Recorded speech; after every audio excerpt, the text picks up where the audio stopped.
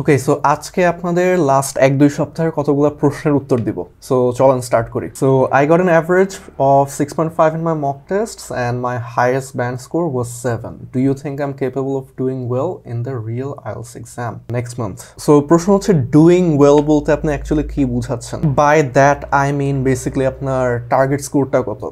So basically যদি আপনার target score 7.5 হয়ে থাকে, সো আপনার অ্যাভারেজ যদি 6.5 হয় আর হায়েস্ট যদি অ্যাকচুয়ালি আপনি 7 টাচ করে থাকেন, সেক্ষেত্রে আই উড সে যে হ্যাঁ মোটামুটি সম্ভব আর কি। আর 6.5 যদি আপনার টার্গেট হয়ে থাকে তাহলে তো ডেফিনেটলি সম্ভব। তবে আপনি এর চেয়ে বেশি স্কোর পাইতে চাইলে, অথবা লেটস সে আপনার যদি একটু লো কনফিডেন্স থাকে যে অ্যাকচুয়ালি আমি স্কোর পাবো না কি পাবো না, এর জন্য আমি বলবো যে লাস্ট 1 মাস মেইনলি আপনার উইকনেসগুলোর উপর একটু কাজ করবেন। তো যেই মডিউলে যেই পার্টটার জন্য আপনার পোটেনশিয়ালি আপনার টার্গেট স্কোরটা মিস হতে পারে ওগুলোর উপর কাজ করবেন। And best of luck.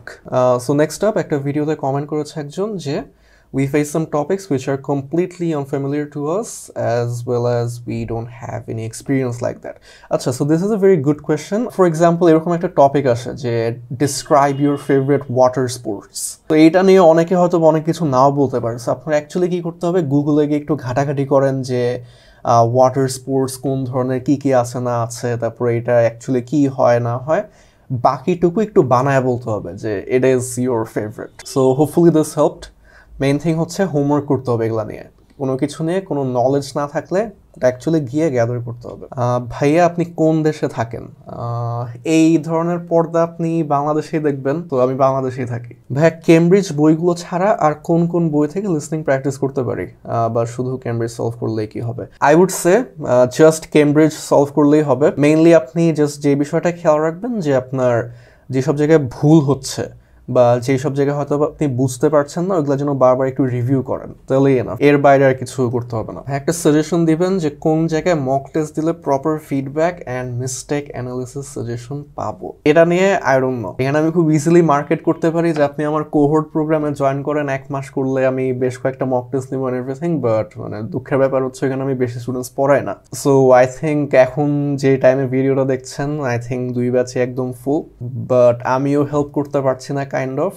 R exactly কোন জায়গায় গেলে আপনি প্রপার ফিডব্যাক পাবেন, দিস আই ডোন্ট নো। অনেক জায়গায় জাস্ট আপনার ধরায় দেয় যে আপনার গ্রামারে ভুল গেছে বা হচ্ছে আপনার ফ্লুয়েন্সিতে সমস্যা, বাট অ্যাকচুয়ালি কেমনে কি ইমপ্রুভ করবেন ইউজুয়ালি এরকম গাইডলাইন্স দেয় না। সো সরি, এটা নিয়ে হেল্প করতে পারবো না। আপনাকে কিভাবে পাওয়া যাবে?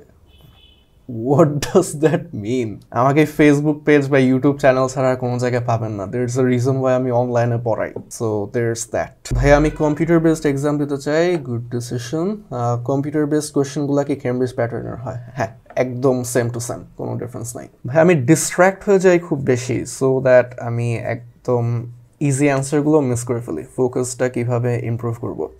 ওকে, so this is a very common issue, আর আমার নিজেরও এটার সমস্যা ছিল লিসনিংয়ে। সো এইখানে আমি আপনাকে প্রপার কোনো অ্যাডভাইস দিতে পারবো না, কারণ ফোকাসটা খুবই পার্সোনাল একটা ম্যাটার। বাট আমার জন্য যেটা কাজ করেছে আর আমার স্টুডেন্টসের জন্য যেই জিনিসটা কাজ করেছে ওইটা আমি একটু শেয়ার করি আপনার সাথে। সেটা হচ্ছে যে ফোকাস ইউজুয়ালি একটা সার্টেন পয়েন্টে গিয়ে আপনি হারায় ফেলেন। সো লেটস সে আপনি লিসনিং স্টার্ট করেছেন, আফটার সার্টেন পয়েন্ট তখন হচ্ছে আপনার আর ধৈর্য কুলায় না, বা হচ্ছে আপনি আর মেন্টালি ওইটার উপর কনসেন্ট্রেশনটা রাখতে পারেন না। সো আমি যেভাবে এই সমস্যাটা সলভ করেছিলাম সেটা হচ্ছে যেই পর্যন্ত আমার ফোকাসটা থাকে ওইটাই হচ্ছে আমার থ্রেশহোল্ড ওই দিনের। So let's say for example আমি 25 পর্যন্ত সলভ করে হয়তোবা এর পরের যে 15টা কোয়েশ্চেন আছে আমি জাস্ট গুলায় ফেলতাম আর কি।